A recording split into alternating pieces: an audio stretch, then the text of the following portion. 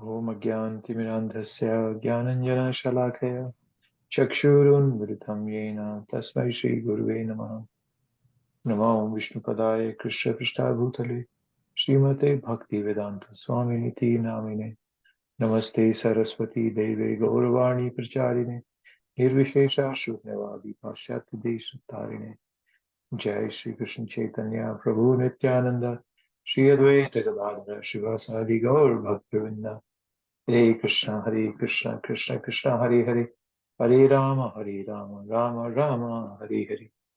Jai. Okay, so in the last discussion, we did an overview of the chapter, plus we did the verses 8 to 12, which is a combination of 5 verses. Prabhupada had put those 5 together because they were talking about jnana. What is jnana? Okay. Did somebody read the purport, complete purport? Anything that stood out for anybody in 8 to 12?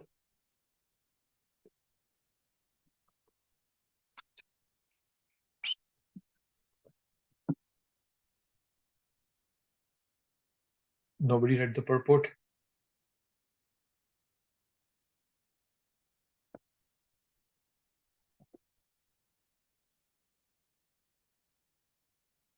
Can everybody hear me still? Hare Krishna Prabhu, I did read the purport and the whole 8 to 12 thing. Okay. The verses. I mean, but that was last week, not this week. So my memory is not that bright. But as far as my memory goes, that jnana means that the knowledge of the absolute, and anything else other than that is declared as no knowledge by the by Krishna. Yeah. Yeah, that's correct. So everything else is? I mean, it ignorance. Is not considered as knowledge, but just the material thing. Yeah, it's called, everything else is called ignorance, because this what Krishna is giving us helps us come out of the material ignorance, right? Other things may help us improve our material existence temporarily, but none of them will help us to come out of material ignorance. That's why Krishna was saying everything else is ignorance other than this. Yeah. Kshetra Kshetragya Jnanam Yashtaj Jnanam Matam Mama. Right. To understand what is Kshetra and Kshetragya is Jnana. So yeah, thank you. Was there somebody else also speaking?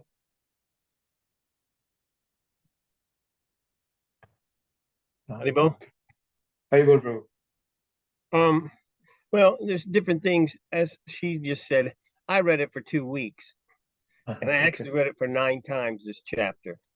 And and so 2 things I can tell you, that sometimes with the mechanical process, it works. But I think besides the mechanical process, if Krishna sees someone trying to learn and study and read, he also helps me out, because I was trying to figure out, well, what's going on, and the nature, the enjoyer, and consciousness, and just to see the outline here, the whole perspective is chanting the holy name. The holy name has so much to do as a key, intricate part of this. Even the thing about violence just tripped me right out. Really, the thing about violence is if you're not helping people become Krishna conscious, that's violence.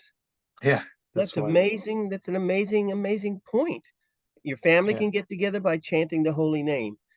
Yeah, maybe you don't take a shower, but you better clean your heart by chanting the holy name. So there's certain things here, but I was also trying to understand, well, why is everything so definitive? Because some of the words here, some of the statements, at first I had to, I just had to think each time I read it. But as I kept reading it, I became more familiar with, how one is observing the breakdown, the breakdown of nature, the breakdown of the enjoyer, and the breakdown of consciousness. And then I realized that, oh, wow, this is like a process that Krishna, you know, because it keeps ringing in my head. I kept asking you, why is he doing this? And you told me, because the knowledge, you got to have the knowledge. The more knowledge you have, well, okay, what? The more knowledge you have, then when it comes time to surrender, you're so fortified that you don't even question it. So I'm still, you know, I was reading this, then I was hearing it, audio books. I was just trying to capture it from every angle, listening to it at the middle of the night, just listening and listening. And finally, it I my perspective turned out to be like a little shining light in the middle of some type of thing, some atmosphere. And that atmosphere was uh me there seeing that there's a subtle energy called the mind and then the intelligence. And then I could see that there was some senses that drove everything crazy. And the whole thing was working on activities based on my previous desires. And it was all going down in front of me, and I'm just hanging out. And then so I was realizing that what Prabhupada and Krishna are trying to do is extricate me, you know, take me out of another perspective and put me in another realm. And in the process of doing that, they did something else. They captivated me. This whole situation that they did, and you can the first thing they have to do is give you some type of perspective. So I was capturing the perspective. Now I have to realize that my conditioning and my perspective was totally upside down. It was all ignorance. It was ignorance. And this, so now I'm seeing, okay, what am I? I'm here, and you know, it, like when I was in prison, the main thing is you can say whatever you like, but don't put your hands on me. And it's the same thing. I'm a spirit soul. So all you people that I'm engaged with, the field of activities, you know, that field there, you do what you got to do. But remember one thing, I'm not part of it now. And you aren't grabbing me and influencing me like you used to. Now I see that I have some separatism from this situation. I mean, it was just a lack of not a proper, like Prabhupada always says, a poor fund of knowledge. And so the perspective of who I really was and what was really going on, if you can't capture the separation of the soul from the body, then you got a nightmare still. You're going to still be, you're still going to be run and ruled by so many situations and emotions, which really have nothing to do with you. You can't control happiness. You can't control sadness. So what's the real situation here is all that comes from your past activities. So what can you do? You separate yourself by this knowledge, you know. So this is what happened here to me, is that kept going over and over and over. And now like I'm I'm in a different world. You know, my consciousness is changed now. And then so then well then what do I have to lean on? What's going to really help me? And that's where the super soul comes in.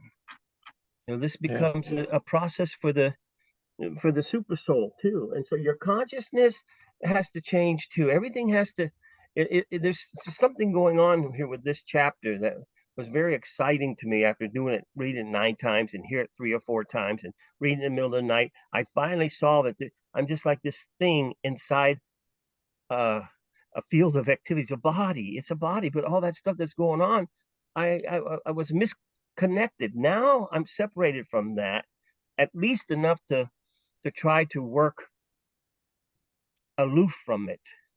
And if there's anything that has to go on, it's that I just have to be focused on devotional service and aligning myself with Krishna and try to minimize all the other things that go down, you know, because then I progress to the next 2 chapters and reading it voraciously too, because now I'm seeing there's so much going on.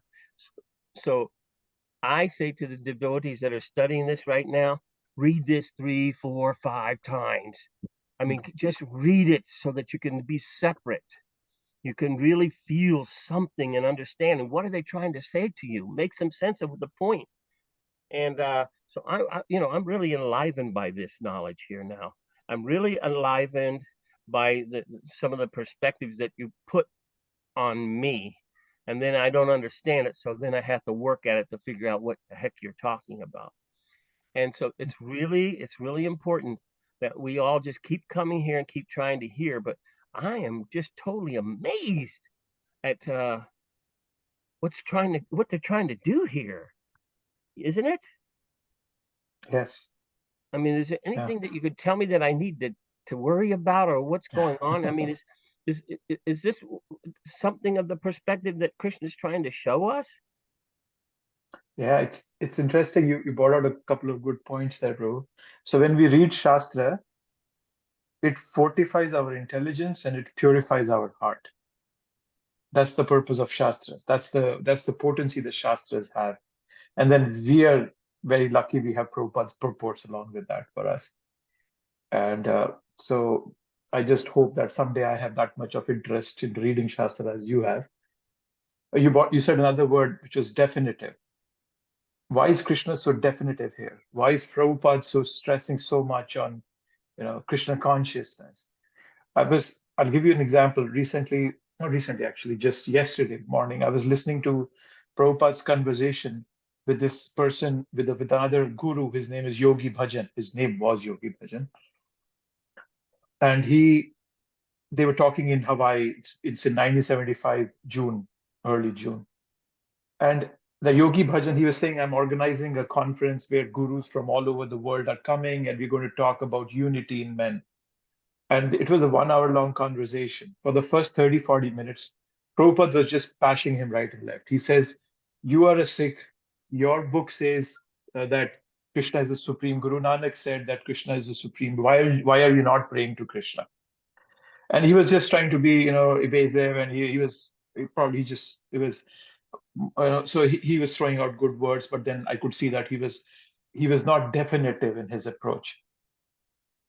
And I've read about Yogi Bhajan in the past also. There was a recent, there was a lot of cases going on him because he was sexually abusing his disciples, a lot of them. And I was just thinking that, Prabhupada was very clear in his approach. There was nothing vague in what Prabhupada would present to us, because the Shastras are not vague at all. They are very clear. So similarly, Prabhupada was very clear. And then I saw Yogi Bhajan, who completely lost, even if he had an inch of spirituality in him, where that was completely gone because he was not definitive. He was trying to be, how do they say that? Don't try to cross a bridge to such an extent that you can never come back. We can try to, share this Krishna consciousness to new people in a way that it's more digestible to them. But that doesn't mean we completely dilute it. Then we will also follow it. So Krishna is definitive, Prabhupada is definitive. We all have to be definitive in our approach. Yes, we can, change it here and there to suit the needs of the people we are talking to. But eventually we all have to be definitive. If we are not definitive, we'll fall off we'll not be able to give Krishna consciousness to the people whom we are trying to give. And then there's a very good chance we might also fall off the path because we have diluted the whole process. We have lost the potency that Prabhupada is giving us. He's no more backing me because I changed from what he was presenting. So thank you, Prabhu. Thank you for your thoughts there. Yeah, definitive is a very important word. I really like that word. Thank you, Prabhu. There was another hand raised. Param Pavani. Was that you? Yes. Was that you? Yes, Prabhuji. Hare Krishna. Please accept my humble obeisances. Hare Krishna. As you asked, what is jnana? So I learned from yesterday's, last class that to know about the kshetra and the two kshetragya, one is the soul and another is the super soul. The soul, the jiva, is a jnata, and to know about the kshetra and the jnata is called jnana. And Krishna told that it is his he told that according to him, this is called Gyan in slok 13.3. Hare Krishna, Prabhuji. Thank you. Yeah, thank you very much. Anybody else? Any more thoughts before we kick off? No? Okay. So these chapters from 13 to 17, this is all Jnana. This is Jnana Yoga. Sometimes when people read these chapters, they look a bit dry and technical. However, Krishna makes it a point that he brings back everything to bhakti. Even in this chapter, he will talk about bhakti. He's already talked about bhakti in one of the verses in the 8 to 12, that section that we did last week. I pointed that out. Let me just go to the verse. Right? Mai chanyanya yogena bhaktira vyabhicharini. And even when he goes into the section that we are doing today, again, he'll bring out bhakti. So all this is of value because it enhances our bhakti. This knowledge is going to enhance our bhakti, is going to remove the ignorance. So even though they might seem a bit too technical, as I have mentioned in the past, we don't have to go into the technicality of the chapter. We can surely gain the essence and its connection, its relationship to bhakti. That is the purpose here. So we don't want to memorize, these technical aspects that, okay, this is what, that is that. But at least we should have an understanding what Krishna is explaining and how it connects to our bhakti. Right? So,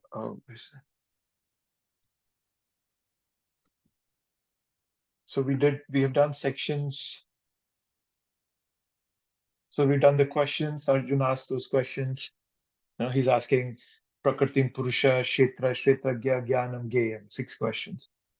Krishna explains to him in 8 to 12, or in this first part itself, he explains him what is Kshetra, what is Kshetragya, and then he tells him what is Jnanam, and now he's going to tell him Geyam, who's the knower of that knowledge, who's knower.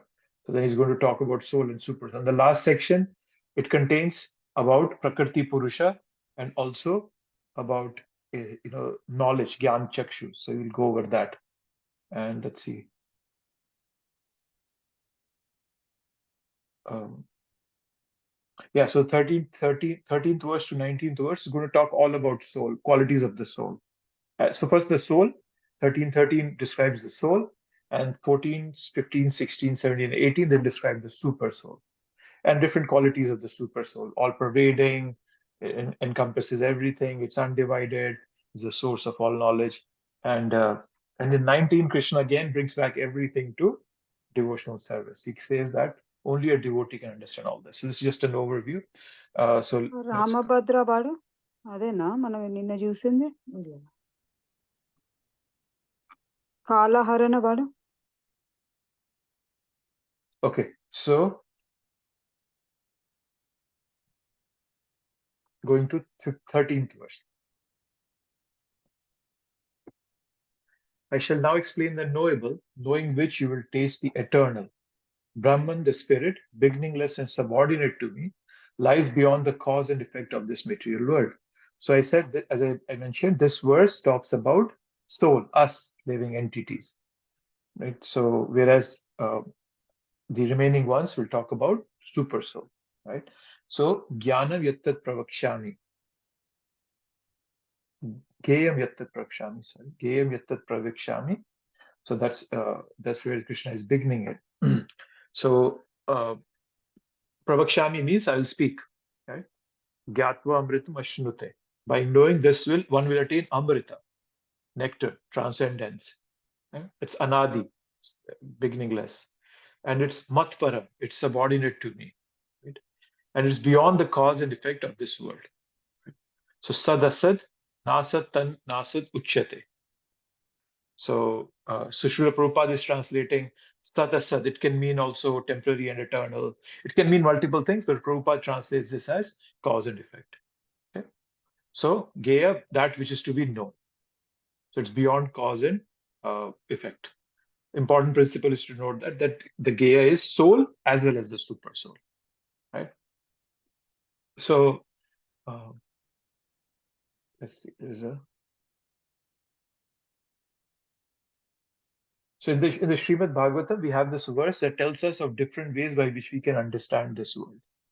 Shruti pratyaksham aitiham anumanam chatushtayam pramaneshva anavasthanad vikalpat sa virajayet. From the four types of evidence, Vedic knowledge, direct experience, traditional wisdom, and logical induction, one can understand the temporary, insubstantial situation of the material world by which one becomes detached from the duality of this world. Right? So there are different ways that are being given. Okay, so Vedic knowledge is looking towards Krishna. So it kind of towards and then there is direct experience, and logical induction is from within. I deduce something, and then there is direct experience from the external world, right? And traditional wisdom is also coming from the external world. Traditional wisdom is anything like something that our parents teach us. So there are different ways by which we understand this world. Okay, so I just wanted to bring out this that there are about this. So yeah. So as I was saying, right, looking outwards, the world of matter, and from that, the materialistic attitude comes. So people can have more, nature-oriented beliefs and so forth. Sometimes we can look inwards also, but then that inwards, we are only limited because we can't think beyond the mind, because we are without any guidance. Okay? So we start thinking, oh, what the mind is telling me is correct. So that's called anumana, that I was saying, anumana. So yeah, so anumana. Then our mind is filled with all guesswork. So best is to look towards Krishna and look for the revelation. And that allows us to understand the knowledge from Krishna. And us means us like a soul. Right? So by knowing this, so the object, the goal of the knowledge is Gyeya. Right? By knowing this Gyeya, we will get Amrit. So Amrita refers to immortality. Right? And Krishna is saying this Brahman, this soul, the soul is dependent on. And then he said sadasad, so it's cause and effect. And, in the 9th chapter also there was a verse, right? Tapami aham varsham nigranami utsajami cha amritam chaiva sadasad cha ashnute. I forgot that. Yeah, but there was also a verse that brought sadasat in there. So there the reference was more of spirit and matter, right? So Krishna is sadasat. And how is Krishna sadasat? Because he is cause of everything, the ultimate cause of everything. As devotees, we see everything connected with Krishna, right? But in jnana, knowledge, devotional connection is not stressed. But the philosophical disconnect from this world is stressed, right? So the Brahman word here is referring to Atma, us as soul, which remains unaffected. But then out of misconception, we feel bound, right? So what it means, so yeah, beyond cause and effect, that we will see this when we come to later verses, is beyond cause and effect because we are not a part of this world. Okay, so the cause and effect is a part of this material world, right? But if there is no material world to interact with, there will be no cause and effect. So that's why it's beyond cause and effect. Right? So that's the essence here. So Krishna is starting with the concept of the soul. Right? Okay, see, that's what Prabhupada is saying. The Lord. So now he begins to explain the knowable, first the soul and then the super soul. By knowledge of the knower, both the soul and super soul can relish the nectar of life. There is no specific date at which the jiva was born, nor can anyone trace out the history of the jivatma's manifestation from the Supreme Lord. Therefore, it is beginningless, anadi, right? Anadi means beginningless. And this is a, how to say it? This is not necessarily a controversy, but a point of discussion within ISKCON in general, that, when did we kind of fall down, and Prabhupada, Prabhupada has said that we fall down from Goloka, and then Bhaktivinoda Thakur says we fall down from the Brahma Jyoti. There are different conceptions. Some people say we were never in Goloka. So there are all sorts of conceptions and thought around it. So it's something to understand that we, being followers of Prabhupada, we follow what Prabhupada is saying here, that we don't have to worry about it, right? It's beginningless. Just consider it beginningless. We don't want to go back and trace out the history of Jivatma's manifestation. Even if I were to find out that when was that I fell down, why I did it, what am I going to do with it, that information? So not to get too much into technicality, we just know that we have fallen, but we're not going to trace the history out, right? Our relationship with Krishna is never lost. Simply it's forgotten in the influence of Maya, right? So it can be regained, it can be revived by the process of chanting and its devotional service. Right? So once the fog is cleared, we will automatically find ourselves with Krishna. So just a revival. It's not as if we will have a new relationship with Krishna. Right? So our separation from Krishna is like a dream, right? So this dreaming condition is our non-liberated state. Although this state of dreaming may last for lifetimes, as soon as our Krishna consciousness awakens, the dream at once disappears. Right? Even if I've been away for millions and millions of years, away from Krishna, when I come to Krishna consciousness, that period becomes very insignificant, just like a dream. And Prabhupada's bottom line message for us while discussing this concept: don't figure it out, get out of it. Right? Just get out of this mind, go back home. Right? Whatever may be our past, let us become Krishna conscious and immediately join Krishna. Right? So rather than taking account of how things happened, the best is to just chant and go back to our original engagement in service of Krishna. And that's a very clear-cut advice. I just wanted to bring this out because you will see that there will be a lot of discussions. You will hear different senior devotees across ISKCON, and they might have their own thoughts around this. The bottom line that Prabhupada has given us: don't try to get involved in those kind of discussion. Somebody, as I said, Bhaktivinoda Thakur said, we didn't fall down. We fell down from Brahmajyoti. Prabhupada says we fall down from Goloka. Somebody says, or Prabhupada says you're in a dreaming state. Somebody still come and say, oh, we were never in Goloka. And all that. So there'll be so many controversies, a lot of wranglings, empirical wranglings. Don't try to get involved in that, because our goal is to do bhakti irrespective of where I came from. The moment I pick up bhakti, all that becomes immaterial. Where I came from, which family I was born in, when did I fall down, whether did I fall down or I'm just an illusion, all that thing just becomes very insignificant. So just keeping that in mind.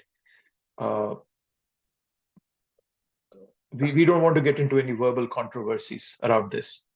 And as we all move forward in our bhakti, we'll notice that there will be a lot of these kind of discussions, a lot of points of discussion between devotees, and some devotees follow one thing and the other will say, oh no, you are wrong, we are right, this is what Prabhupada said. So don't try to get into those controversies. It's of no use. At the end of the day, you alone have to row your own boat. You pick up what Prabhupada is giving us and you row your boat and move forward. People who try to get into these technical controversies, they don't move forward. The goal is not to try to solve controversies. The goal is to purify our heart and go back home, back to God. So just wanted to highlight this part here. Not necessarily, we don't need to get into those kind of discussions. Well, it's your choice. I'm not saying you should. I don't get into those because I know I'm just I'll try my best to follow what Prabhupada is saying. Okay, so that was about the soul. The important part from this verse is that the soul is subordinate to Krishna. We as living entities are subordinate to Krishna. Krishna tells us, Mamaivanshu Jiva Loke Jiva Bhuta Sanatana. Everybody is my part. Krishna is my father. Bijam mam sarva bhutana vidhi partha sanatana. Bijam, I am the seed-giving father of everybody. So Krishna at multiple points says this. This is the essence here, that we all are subordinate to Krishna. We don't try to, the moment we try to become the enjoyer is where everything just goes haywire, goes crazy. Okay. Now from 14 to 18 is discussion about the super soul. Okay. Everywhere are his hands and legs, his eyes, heads, and faces, and he has ears everywhere. In this way, the super soul exists, pervading everything, right? All pervading. Yeah. So there was this story, I think it's in Mahabharata. I think Krishna or I don't remember the characters, but sorry, not Mahabharata. Sorry, I'm mixing up the things. But the story was that there was this king once, and he was choosing his successor, and he had 3 successors in mind, and he gave a mango to each one of them, and he said, "Ask them to eat where there is no one."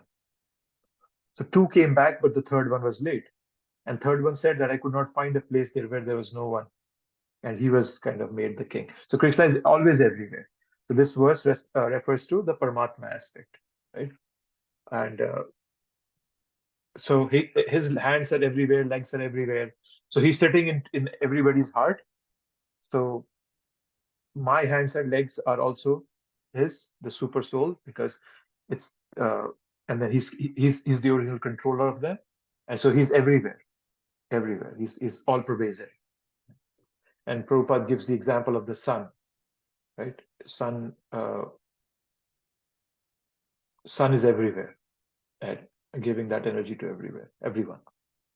So let's see what Prabhupada is saying. He brings out, okay, he says, in the Brahma Samhita, it is stated, Goloka Deva Nivasati Akhilatma Bhuto. So this is a verse that comes from the Brahma Samhita, right? Ananda Chinmaya Rasa Pratibhabitavis Tabir Yadeva Nija Rupataya Kalabhir Goloka Eva Nivasati Akhilatma Bhuto Govindamadi Purusham Tamaham Bhajami.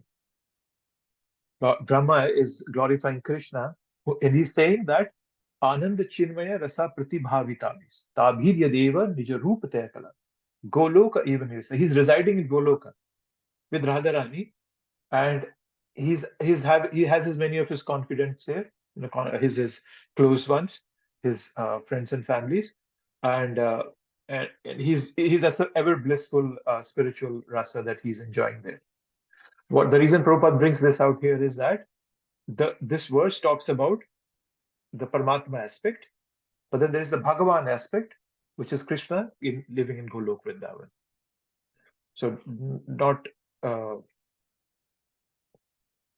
right. So Prabhupada is also bringing out the concept that don't mix that. Oh, if Krishna is being broken down, or not necessarily broken down, if he's everywhere in this creation, then probably he's not in Goloka.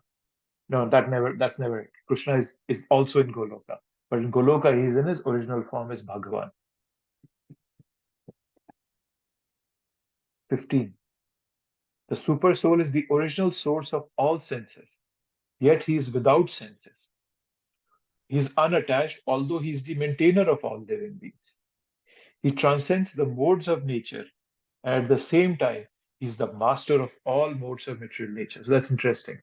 So he's the source of all senses, means our senses. He is the source of all. He's Rishikesha.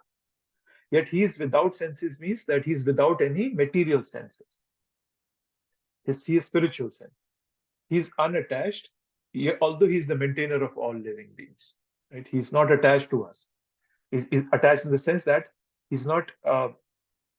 He doesn't get involved in our decisions. He's given us some amount of free will, but he's always there to maintain us. He transcends the mode of nature. The 3 modes of nature, Krishna says, I'm the one who creates those modes of nature, but I'm not subordinate to them. He's the master of those modes of nature, right? Like a king orders, that there may be a prison. A prison is made on the order of the king, but that doesn't mean that the king will be someday in the prison. No, the rules don't apply to the king. So that's what Krishna means here. Okay? So there's a bit of contradiction here. So it's all integrated into one. So the way to understand this word is that Krishna has inconceivable attributes. And this will also come up in Ishopanishad. When we read Ishopanishad, it says, Tanyejati, Tannayejati, Tadure, Tadvantike, Tadantarasya Sarvasya, Tadu Sarvasya Sabhayasa. Right? That Krishna is that he's outside also, he's inside also. Right? And so there'll be a discussion of this inconceivable attributes in detail in the Ishopanishad. And the word, when Prabhupada uses the word inconceivable, or when we hear it, that doesn't necessarily mean that we cannot understand. It just means that we cannot understand at our present level of consciousness. Over a period of time, when we'll be pure, we will be able to understand. Prabhupada Uttam Adhikari, he could understand. It was not inconceivable for him. Right? So there are these set of contradictions that are being brought here. He's a source of all senses, but without senses, maintainer of all, but is not maintainer of anyone, lord of modes, but still beyond modes. This is all possible because of inconceivable potency of Krishna. Right?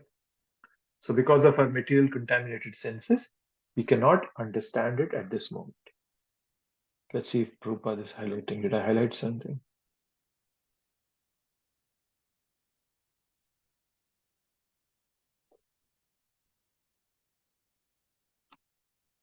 Okay. Let's see 16. The supreme truth exists outside and inside of all living beings, the moving and non-moving. Because he's subtle, he's beyond the power of the material senses to see or to know. Although far, far away, he's also near to all. So this is Sukshamatvat tad avigayam. So now, interesting that we are talking about gayam, and the word avigayam is coming here, unknowable. So we are understanding who is unknowable, but the word unknowable is coming here. Right? So he's very, very subtle, therefore he's avigayam.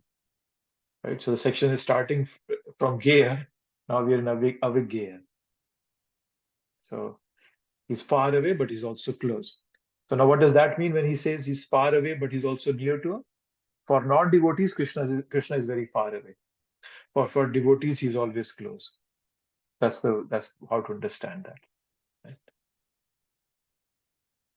And he's beyond the power of the material senses to see or know. Because we have read that there is a description of the soul, super soul, the size and the prop. Somebody might say, oh, one day we will develop a microscope that can go to that dimension. We should be able to see the super soul. No, it doesn't work that way. Super soul is not material in nature. However high-tech tools we may develop, they will always be to evaluate material things, not spiritual. They will never be able to cross over that dimension. So he's beyond the power of the material senses. And he's far away, but he's also near. Near for devotees, far away for non-devotees. Right? So Prabhupada is bringing out this reference to Katha Upanishad 1:2:21. So he's saying that Asino Duram Rajati Shayano Yati Sarvatra. Right? So although he's residing far away, Sarvatra, he's also residing everywhere else. He's all pervading. Right?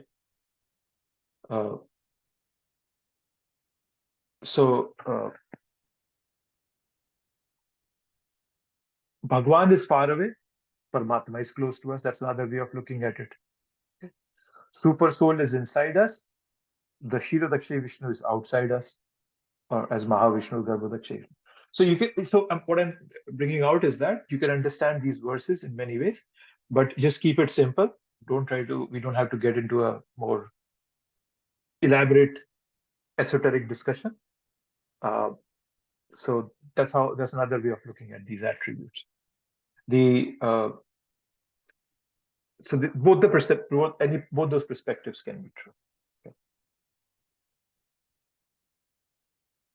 And I was saying this earlier. Prabhupada is highlighting this, that when our material consciousness is purified, then we will be able to see Krishna. We'll develop love for him, and we'll be always able to see him. This is coming from Brahma Samhita. Premanjana Churita Bhakti Vilochanena Santay Sadev Hrideshu Vilopini Tamasam Sundaram Achinta Guna Swarupam Govindam Adi Purusham Tamaham Bhajami. Premanjana Churita. So when our eyes will be anointed with the love of Krishna, then what will happen? Premanjana Churita Bhakti Vilochanena, when devotion will be full there in our consciousness. Shama Sundar Guna Swarup, that we will be able to see Krishna in his Shama Sundar form, always. And but then it only can be done by devotional service. Bhakti Aprananya Sakhya. Okay. Next quality.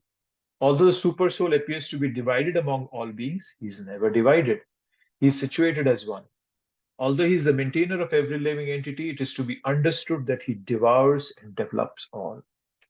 So, as sun is reflected in thousands of water containers, it is same because it's just a reflection of the same sun. But it is not also the same sun because it doesn't contain the same potency as the sun. So understanding is that even though it appears divided, it's not divided. There is one sun, even though you put 100 pots filled with water and each of them will show a sun, but that doesn't mean that the sun is divided, right? It's not divided. And he's also the destroyer of everyone and creator of everyone. Grashishnu Prabhu Vishnu Sir. So he's the destroyer and the creator, right? So the way to understand this part is that through the time, creation, maintenance, and destruction happens. Right? All these material changes, all the other agencies of time. So we all are just instruments. Right? So we are under the control of the absolute truth. It's transcendental. So it's that's what his devours and develops all means, that there is the cycle is always going on: creation, maintenance, and destruction. It's always happening. There's always these material changes are happening as through time. Okay, let's see. And okay, this is Prabhupada saying, this was confirmed in the 11th chapter when the Lord said that he had come to devour all the warriors assembled at Kurukshetra. He also mentioned that in the form of time, he devours also. He's the annihilator, the killer of all. Right? So when there is creation, he develops all from their original state, and the time of annihilation, he devours them. So that's the Prabhupada explaining that part. Grashishnu Prabhu Vishnu Cha. Okay, 18.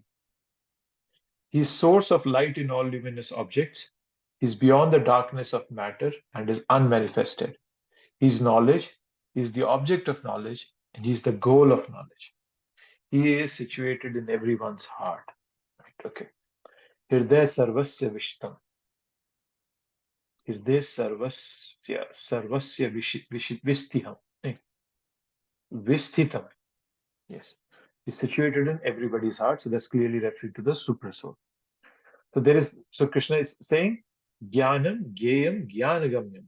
So Jnanam is knowledge, Gyayam to be known, Jnanagamyam to be approached by knowledge. So there is knowledge, there is object of knowledge, and there is goal of knowledge. Those three things. Right? So there is knowledge, object of knowledge, there is goal of knowledge. Those three things are being talked about. So object and goal, let's just look at it briefly. What does it mean? What are the difference between them? When a doctor is looking at a patient, he can get knowledge about the patient through different tests, right? You can do a blood test, you can do an X-ray. So I can get to know about the patient through tests. So that is the object, getting to know the patient. But the goal of that process is to get the patient cured, right? So that's the way to understand it. That there is knowledge, there is object of knowledge, and there is goal of knowledge. That's the difference between object and goal. So this knowledge brings liberation, right? So it's situated in everybody's heart. Prabhuji, Hare Krishna, Prabhuji. Yes, ma'am. In this example, which you mentioned, doctor looking at the patient and getting to know the patient through test, right? So you said getting to know the patient through test is an object and goal is to cure him. That is that is the goal. But what is the knowledge here? Knowing the patient. Yeah, like, the test you are doing, right? So what is the So, object? The object of knowledge. What is the so, object? so getting knowledge about the patient through the tests is the object. Okay. So you have, so the knowledge, let's say, okay, I'm doing some, X-rays, some blood tests. So I'll get some knowledge out of it, right? Okay, this patient's blood count is this, red blood cells is this and that. That's the knowledge, right? So getting that knowledge through those tests is the objective. And then the goal is to cure the patient. Right? So getting knowledge through those Sorry. tests. So, sorry, were you saying something? No, Prabhuji, I got it. Thank Got you. it? Okay. Yes. Okay. Yeah. Thank you. I just wanted to highlight that difference. Knowledge and goal. This object and knowledge, a goal, they sound similar. Yes. Thank you very much, Prabhu. You're welcome. Okay.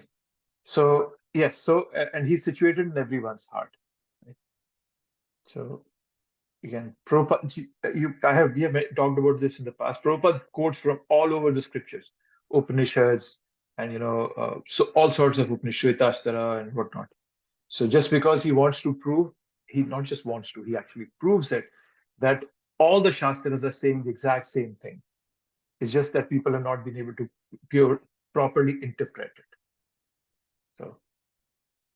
So in the Prabhupada, and it is saying that the Supreme Personality of Godhead, Super Soul, is the Prabhu or Master of all living entities.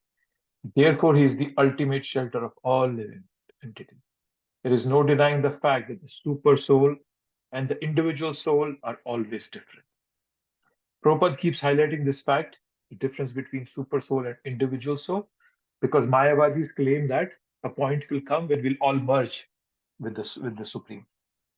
And Krishna is mentioning it, Prabhupada is clearly highlighting that never happens. Right? So that's the last snare of Maya, as Prabhupada says, that one day I will be God. So that never happens. We are always subordinate to Krishna. We are always his servant. Right? So that's the way to always remember it. Okay. And Krishna wraps up this section.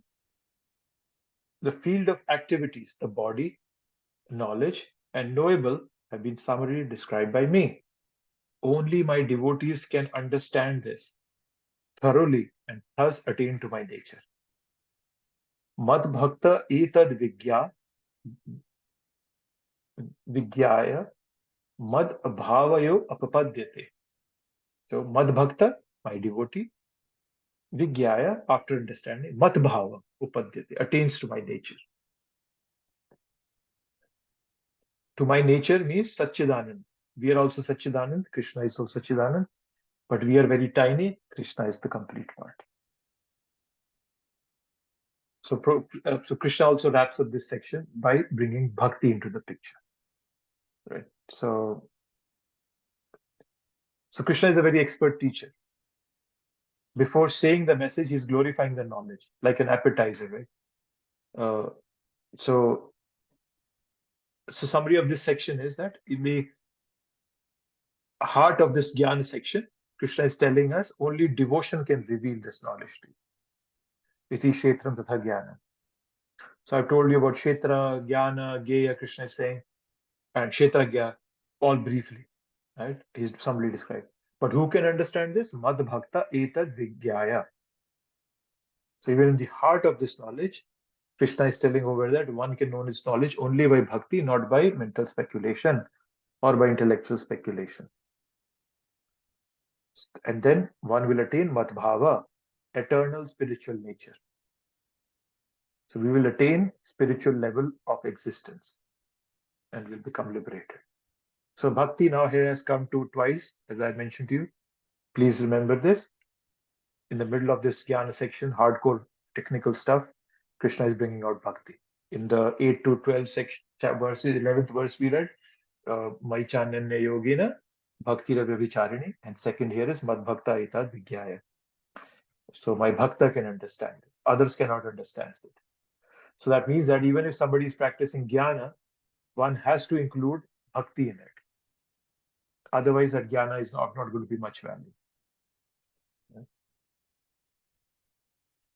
But if one focuses on cultivating bhakti, jnana will automatically come. So so that's the way to look at it. Let's see if Prabhupada is highlighting something. Did I highlight something here?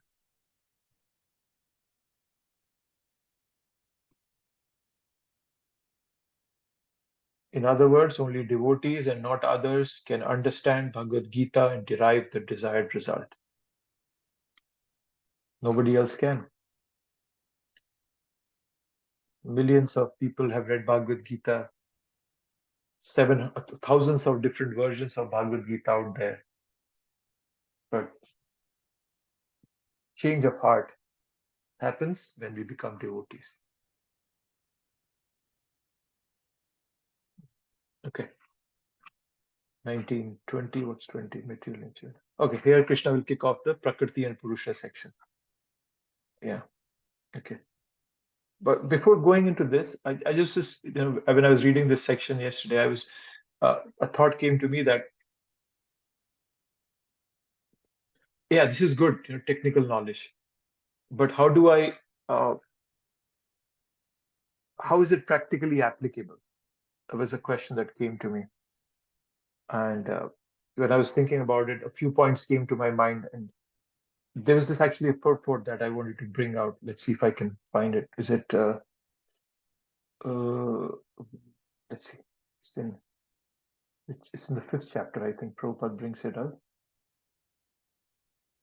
How do I get to that section?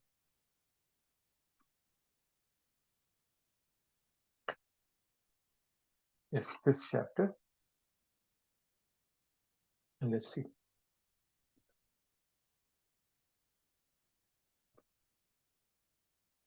25 was, I think, the verse. So I was reading it and I realized that that's a very good verse to read when we're trying to understand that. So let's read that. Only a person who's in full, this is 5th chapter, 25th verse. I'm reading the purport. Only a person who is fully in Krishna consciousness can be said to be engaged in welfare work for all living entities. When a person is actually in the knowledge that Krishna is the fountainhead of everything, then when he acts in that spirit, he acts for everyone. The suffering of humanity are due to forgetfulness of Krishna as the supreme enjoyer, the supreme proprietor, and the supreme friend. Therefore, to act to revive this consciousness within the entire human society is the highest welfare work. One cannot be engaged in first-class welfare work without being liberated in the supreme. A Krishna-conscious person has no doubt about the supremacy of Krishna. He has no doubt because he is completely freed from all sins. That is the state of divine love. A person engaged only in ministering to the physical welfare of human society cannot factually help anyone. The real cause of one's difficulties in the hard struggle for life may be found in the forgetfulness of his relationship with the Supreme Lord. So this is a very interesting way, as Prabhupada is explaining us. So this is the outcome of understanding Krishna's all-pervasiveness, the qualities of the soul that we have discussed. And so where does it take us? How do you, so coming back to the question I was putting forth, that how is this all practically applicable? So it makes our service more efficient. Okay. When we are doing all these altruistic, you all have a lot of work at your hand, but still you take time out to talk to other people, new people, trying to bring them to the fold of devotion. All this altruistic behavior that we do, it boosts our happiness, right? We have a feeling of self-esteem, social connection, well-being, and so we feel delighted about it. So it makes so when we understand that everybody in this creation, we all are connected, because as Krishna himself is saying that I'm everywhere. I'm in every living entity. I'm everywhere. I'm all pervasive. So when we understand this concept, It makes our service so much more efficient, because now I'm not approaching others. Because we might think, right? Oh, he looks like an African. Oh my God, he's not properly dressed, or this guy looks, somebody whom I cannot, everybody is connected. When we approach people with that positive attitude, that we both are connected, then our heart automatically opens up and it wants to give what we have got to others. So it makes our service very efficient. Then it helps in controlling our mind. Okay. So the best way to control our mind is to fix one's mind to think about how to do good to others.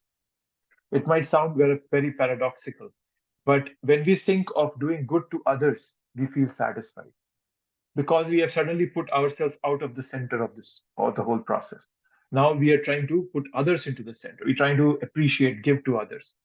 But when we think of satisfying ourselves, we become dissatisfied.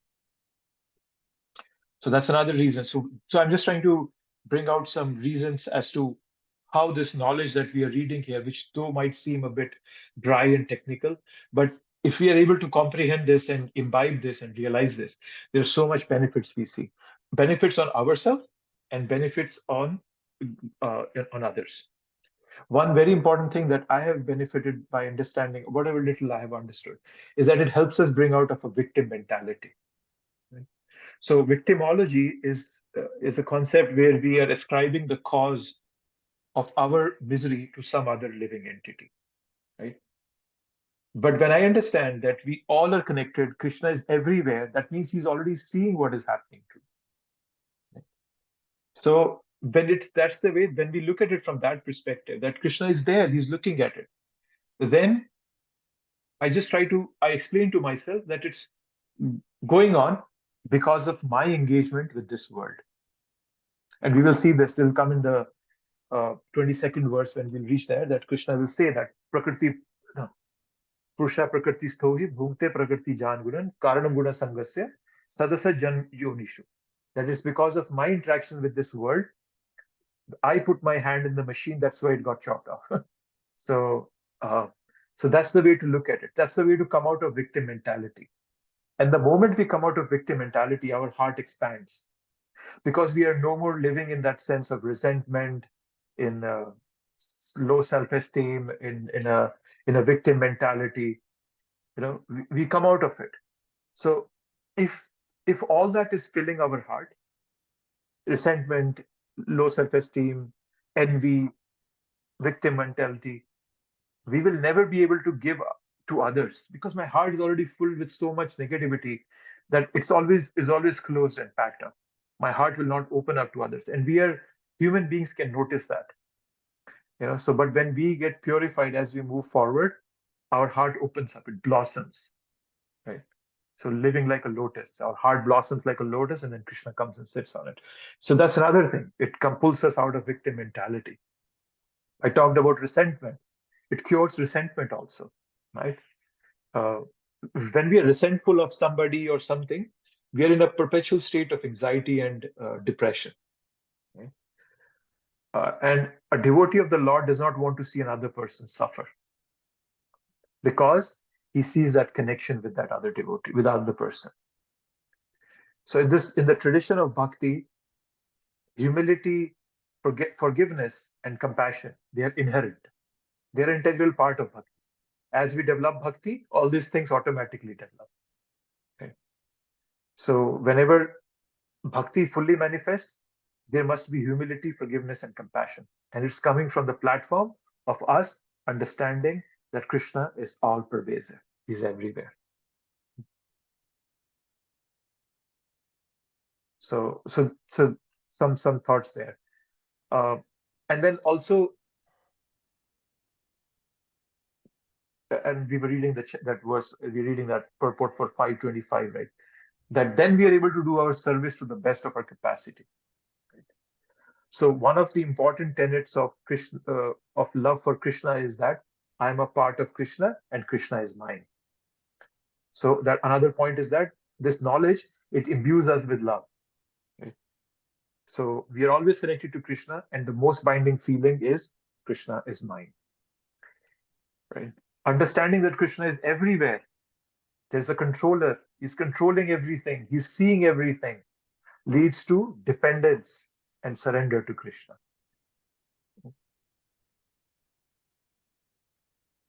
We depend on Krishna's mercy for our deliverance. Sharnagati is the phrase that is used. Right? So Sharnagati is one of the important features of Sharnagati is Rakshishyati Vishvasho, that Krishna will always protect me. I think which verse is that? Let me see. Give me one second. There's a verse in Chaitanya Charitamrita that talks of Sharnagati. I think Chaitanya Charitamrita, Madhya Leela, 22.100, if I remember, 22.100.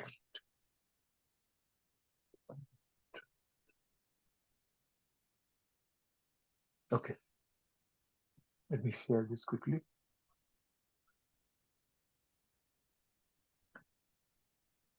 says, Anukulasya sankalpa pratikulasya varjanam rakshishyati vishvaso goptritve varanam tatha atma nikshepa karpanya sadvidha sharnagati. The 6 divisions of surrender are acceptance of those things favorable to devotional service, rejection of unfavorable things, the conviction that Krishna will give protection, the acceptance of Lord as one's guardian or master, full self-surrender and humility. So this part I'm highlighting. If I'm fully convinced that Krishna is giving me full protection, he's always there looking at me, then all my fears will vanish. I'll be like a 5-year-old kid who has no concern for food, clothing, a warm bed to sleep on, so a peaceful night's sleep, because his father, his mother is taking care of him. He has that conviction that I am being given full protection from my parents. If I have that kind of a conviction for Krishna, all my miseries will go away. And that comes when we understand, when we take shelter, right? When we just apply ourselves sincerely, as much sincerely as possible. Okay? We don't try to present ourselves what we are not. Just trying to be authentic, right? So that's what happens. Then when we help others, as Prabhupada is telling us in that verse 525, we can help others without being judgmental. Right? When we help others, it means that we might have to sometimes also correct others. Right? But then we can do it without any envy or hate or looking down upon that other person. We love everyone, however they are, but we want to help them improve. Right? So, and Krishna loves when we help others. Remember that. Krishna always loves when we help others. Tapyante lok tapena sadhavo preyaso jana param aradhanam tadhi purushasya akhilatmanam. This comes in the 8th canto, 7th chapter of Srimad Bhagavatam, where Lord Shiva drinks the poison. So Shukadeva Goswami is glorifying Lord Shiva by saying that tapyante lok tapena, that devotees take up miseries to protect others. Yeah? And Krishna just loves this. Krishna loves his devotees for that. Right? So similarly, when we understand Krishna's all-pervasiveness, his protection, we are able to help others without being judgmental. Right? And also, it goes without saying, it helps us getting rid of envy from our heart. Right? So this path of spiritual life is only for those who can drop envy. We read this in the 7th chapter. Ichchadvesha samuthena dvanda mohena bharata sarvabhutani samoham sarge yanti parantapa. This 27th verse. That we all are born into this illusion of envy. Right? But if we understand that Krishna is always protecting me, he's taking care of me, he's always there for me, then we realize that everybody is just getting what they deserve. This process allows us to see that I'm connected to all living beings. Right? But that envy doesn't let us do that. That's why it's called burning envy. It burns us from within. So those were some of my, because I had this question that how is this applicable practically? And these were some points that I jotted down when I was thinking about it. How does it help us? So don't think that this knowledge is all just theoretical and, oh yeah, what is Krishna saying? It's boring. I just want to hear about devotion. So no, this all has connection to devotion. I'll take a pause here, see if anybody has any thoughts, anything on their mind you'd like to bring out.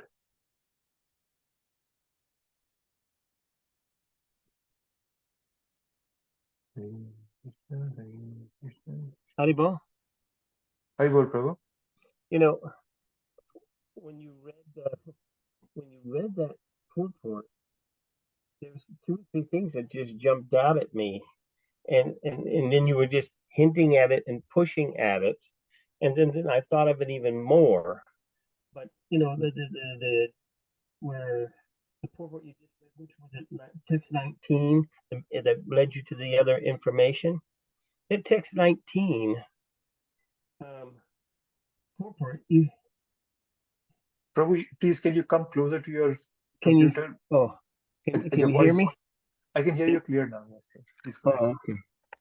Yeah, I'm sitting back. I've been sitting straight up for a while. Okay, just a second. Oh.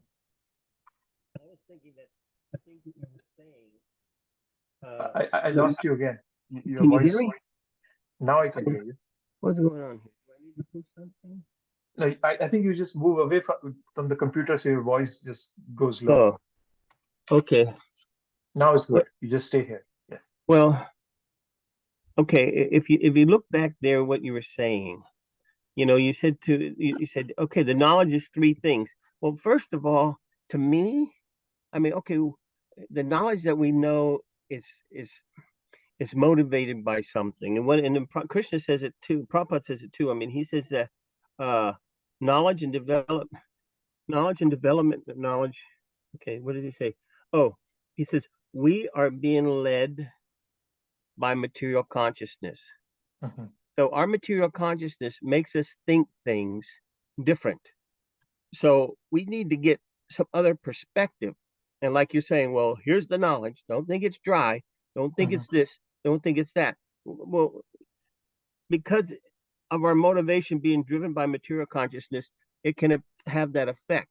But then if you just listen, you know, like it says there, okay, so we're led, but as soon as we transfer our consciousness to Krishna's activities, okay, as soon as we transfer, then what are we doing? We're getting knowledge that tells us about the knower, the knower, the knowable, and the process of knowledge. Okay, this is a science of knowledge, Prabhupada says. It's the science.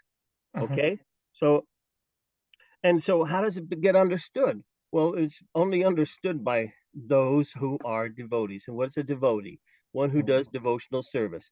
What does devotional service does? Activities that are complementary to the position of spirituality, which allows them to receive Krishna's mercy, to understand this.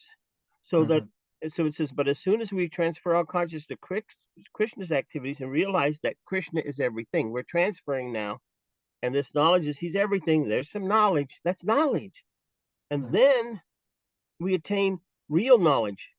And then Prabhupada says, in other words, this tripped me right out.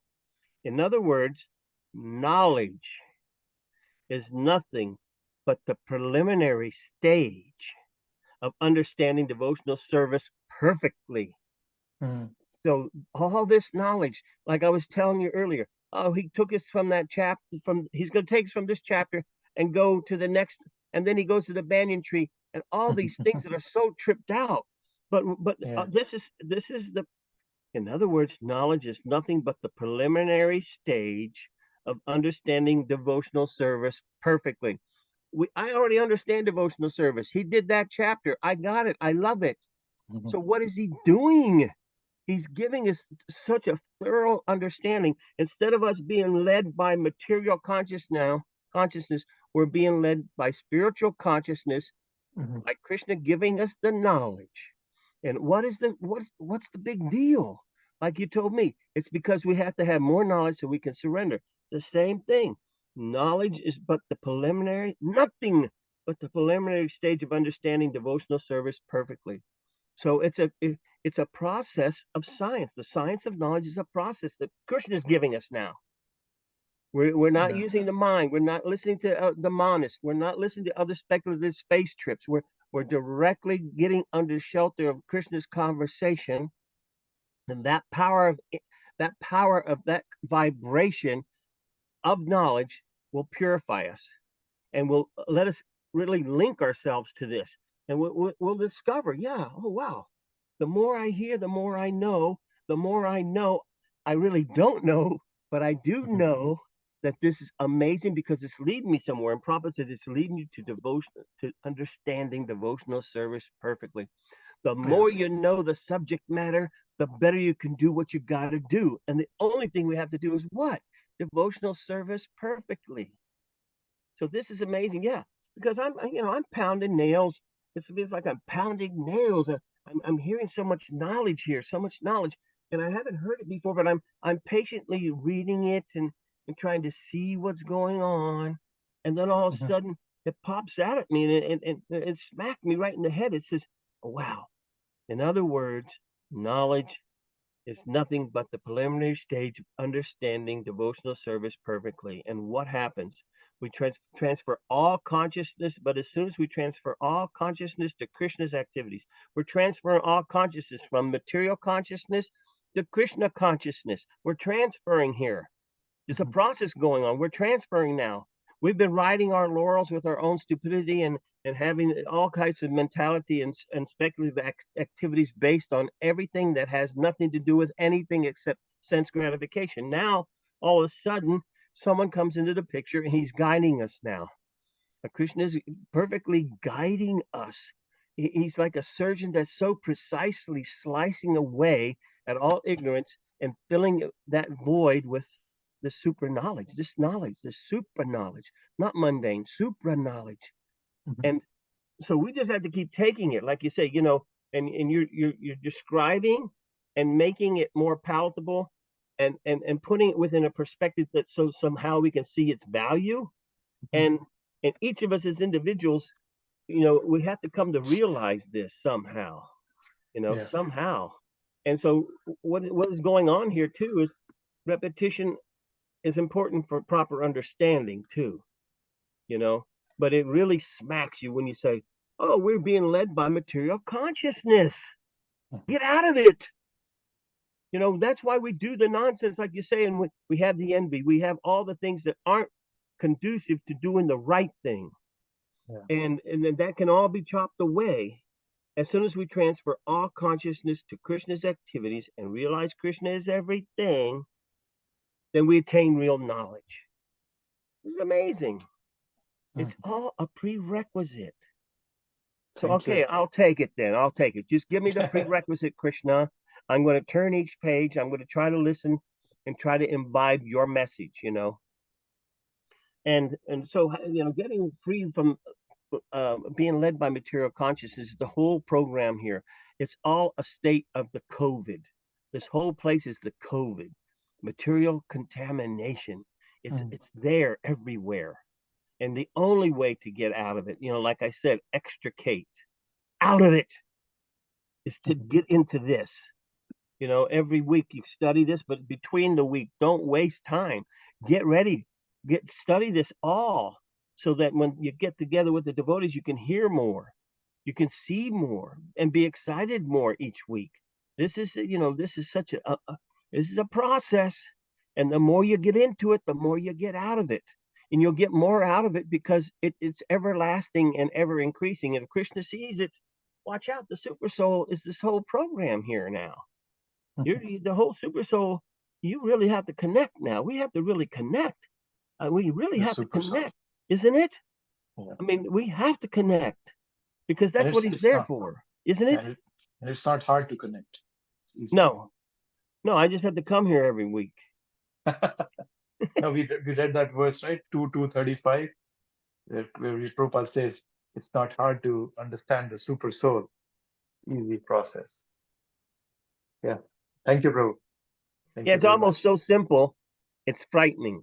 Yeah. And I feel like, oh, wow, How dare I make it seem like that when it's never been like that? How dare you even talk like that? Because it's so scary to think that Krishna would be so kind and simple just to be there to help us all the time. I mean, he put up with me when I was in the hog body. He still hung in there. Finally, Yeah. I get the human body, and at least I can, start analyzing and assimilating and get the mercy somewhere. And then once I start stumbling, he starts helping, and then pretty soon he makes it smoother. And then but what is that really? And that's coming to understand the intelligence too. There'll be some understanding that what is this? What is real intelligence? And it comes to realize that that's that energy that oh, super soul. Yeah. That's it. That's it. Mhm. So we just had to keep Thank going. you. I mean, I just was excited when you said that. Then I looked at this again, and I said, "Oh, okay, it's nothing but the preliminary stage." So then Yeah. let's go through this. Let's get deeper. Let's go deeper. Yeah. But thank you. I mean, this is Thank you. very Thank you, nice. bro. Yeah, it's really Thank beautiful. you. Anybody else has any thoughts? Thank you, bro. No? Okay, so we are at 8:20. We have done up to 19, right? So we'll start the Prakriti Purusha concept next week.